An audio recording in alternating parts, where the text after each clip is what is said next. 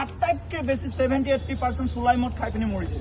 চুলাই মদ খাই পিনি মৃত্যু হোৱা এই পৰিয়ালবোৰৰ কিবা খবৰ আছে আপোনালোকৰ? কি অৱস্থাত আছে? মহিলাগৰাকী আজি য'তে ত'তে গৈ বাতি কাঁহী ধুব লগা হৈছে, ল'ৰা ছোৱালী আধাতে বিদ্যালয় এৰি দিব লগা হৈছে, য'তে ত'তে হাজিৰা কাম কৰিব লগা হৈছে, বন কৰ কৰিব লগা হৈছে, অভিভাৱকহীনতাত ভুগি পিনি তেওঁলোকে কম বয়সত বাল্য বিবাহ কৰিব লগা হৈছে। তাৰ পিছতো আপোনালোকে কিন্তু টাৰ্গেট বছ চাহ বাগিচাৰ এই লাইনবোৰত এনেকুৱা ডিপাৰ্টমেণ্ট তলা লগাই দিয়ক, যিটো ডিপাৰ্টমেণ্টত আপোনালোকৰ জনসাধাৰণৰ কোনো ধৰণৰ অসুবিধা নহয়।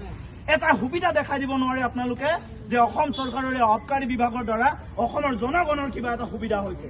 এটা দেখাই দিয়ক, মই মানি ল'ম যে আবকাৰী বিভাগৰ কিবা কাম আছে। আজি মদ বন্ধ কৰাৰ কাৰণে আবকাৰী বিভাগক আজি প্ৰতিষ্ঠা কৰিছে, আজি নিয়োগ কৰিছে, তাৰ বিনিময় আপোনালোকে কি কৰি আছে?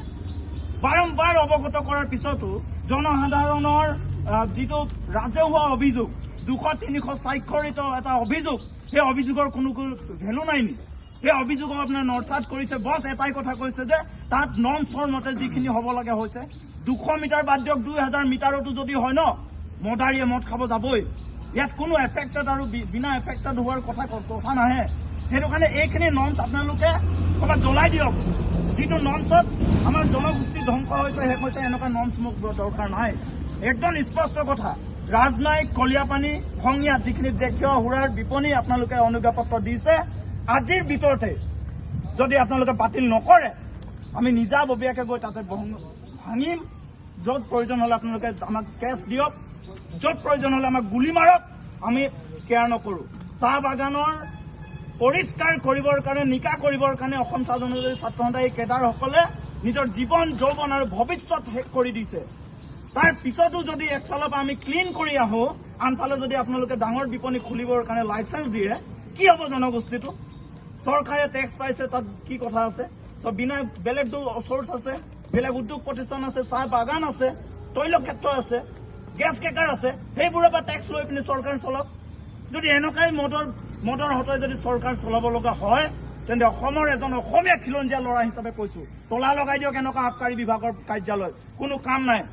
আজি যিমান বন্ধ কৰিছে, অসম পুলিচে বন্ধ কৰিছে। আমি নিজে গৈছো লাইনত চাৰ্চ কৰিছো, অসম পুলিচে কৰিছে চুলাই মদৰ ঘাটি বন্ধ।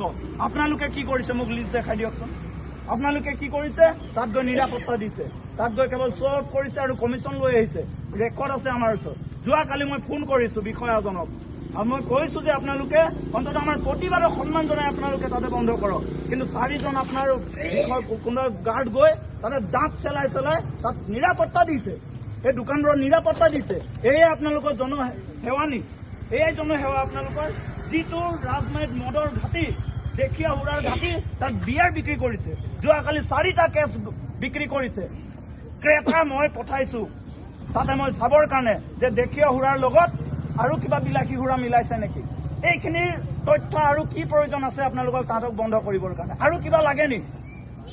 শ চাহ শ্ৰমিকে চহী কৰি দিয়াৰ পিছতো আপোনালোকে নিজৰ ষ্টেটাছতে লাগি আছে যে চৰকাৰে লাইচেঞ্চ দিছে। চৰকাৰে বন্ধকৰো লাইচেঞ্চ দিয়ে, সেইবুলি যাকে তাকে গুলী মাৰি থাকিব নেকি? আমাৰ বাগানত, এই চাহ বাগানত মদৰ সংস্কৃতি আমি নিবিচাৰো, একেবাৰে নিবিচাৰো। প্ৰয়োজন হ'লে চাহ বাগান ৰক্ষা, চাহ শ্ৰমিকৰ ৰক্ষাৰ কাৰণে যদি আমি নিজৰ শৰীৰ আৰু আত্মা ভৱিষ্যত ত্যাগ দিব পাৰোঁ, তেনে ধ্বংসৰ পৰা ৰক্ষা কৰিবৰ কাৰণে আমি অসম চাহ ছাত্ৰৰ গা পাতি থিয় হ'ম। এই কথা আপোনালোকৰ মাজত স্পষ্ট ৰাখিছোঁ। এটাই কথা, আজিৰ ভিতৰত এইখিনি বিপণী যিকোনো কণ্ডিশ্যনত বন্ধ হ'ব লাগিব। আমি নিবিচাৰোঁ যে বিপণী অনুজ্ঞাপত্ৰ লোকক আপোনালোকে নিৰাপত্তা দিয়াটো, তেখেতসকলক নিৰাপত্তা দিয়া মানে জনসাধাৰণৰ বিপথে পৰিচালিত হোৱা, আমি সেইখিনি নিবিচাৰোঁ। গতিকে মই পুনৰবাৰ আপোনালোকক মই অসম চাহ ছাত্ৰ সন্থাৰ তৰফত দাবী জনাইছোঁ, এইখিনি অতি শীঘ্ৰে বন্ধ কৰক। অন্ততঃ মোৰ চাহ বাগানৰ চাহ জনগোষ্ঠীৰ লোকসকলক বচাওক, মৃত্যুৰ মুখৰ পৰা বচাওক।